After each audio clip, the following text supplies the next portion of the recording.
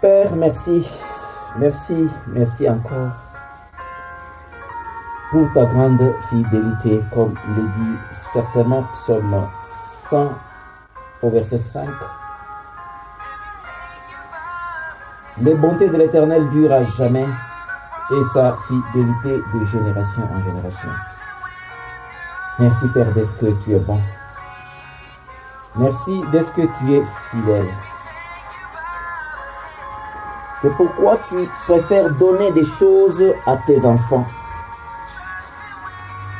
Tu ne prives pas des choses à tes enfants et tu ne refuses aucun bien à tes enfants. Ce matin, nous nous tenons devant toi comme des vases, effectivement des vases vides. Nous avons besoin de recevoir quelque chose de toi. Il est vrai que quand tu places l'homme sur la terre, tu l'équipes de certaines fonctions naturelles. Tu mets dans l'homme certaines prédispositions, certaines choses dans son corps. Tu mets certaines choses dans son âme, tu mets certaines choses dans son esprit. Mais Père, nous voulons que tu t'en occupes encore et encore. C'est pourquoi ce matin, nous voulons prier pour un don particulier qui est un don de la foi, tout simplement. Nous voulons le don de la foi, car la foi, c'est un don. La foi, ce n'est pas l'action de l'intelligence humaine, la foi, c'est un don.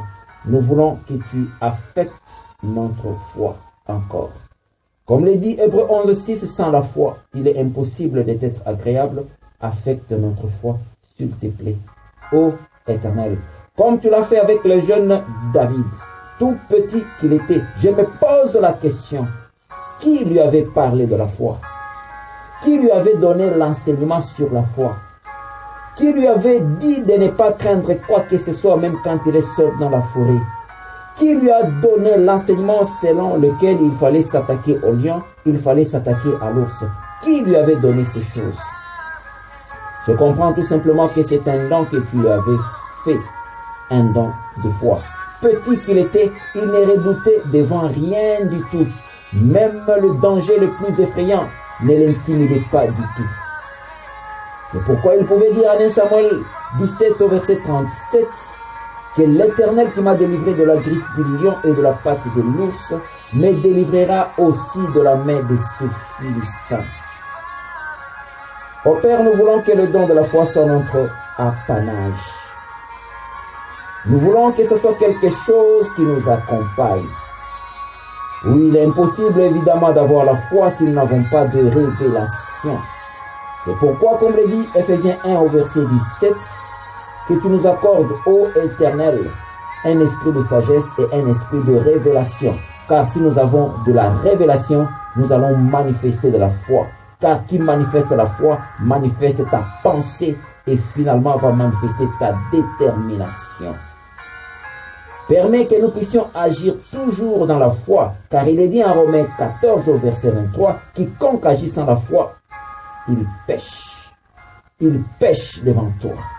Ô Père, épargne-nous de l'incrédulité, épargne-nous de la limitation, épargne-nous de la médiocrité. Épargne-nous, Seigneur, des choses qui ne vont pas nous amener loin, s'il te plaît, maintenant et à jamais. Comme le dit Philippiens 4:8, que tout ce qui est bon, que tout ce qui est positif, que tout ce qui est parfait, que tout ce qui concerne la foi soit toujours l'objet de vos pensées.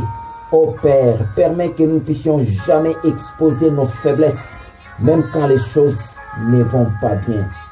Épargne-nous d'exposer nos limitations et nos craintes, de peur que l'ennemi ne puisse s'en servir. Au nom de Jésus-Christ, nous voulons avancer avec détermination, sans redouter quoi que ce soit, comme l'a fait le psalmiste en Psaume 112 au verset 7.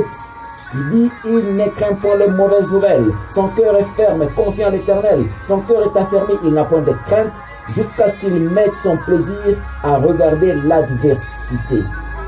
Père, nous n'avons pas le droit de redouter quoi que ce soit, car il est dit en Psaume 23 au verset 1, l'Éternel est mon berger. Je ne manquerai de rien du tout. Oui, Père, nous ne pouvons pas tourner nos regards ni à gauche ni à droite. Nous ne pouvons pas être désemparés. Ta volonté est de nous voir calmes. Pendant que nous t'écoutons, nous voulons être calmes comme le fond de la mer, comme le dit Ésaïe 48 au verset 18. C'est seulement quand nous recevons des choses de toi, c'est seulement quand nous recevons des choses qui viennent de toi que nous pouvons être calmes comme le fond de la mer. C'est alors que notre justice et toutes les choses que tu as enfouies à l'intérieur de nous vont se répandre un peu partout comme des vagues de la mer. Exprime-toi maintenant et à jamais au nom de Jésus-Christ. Amen.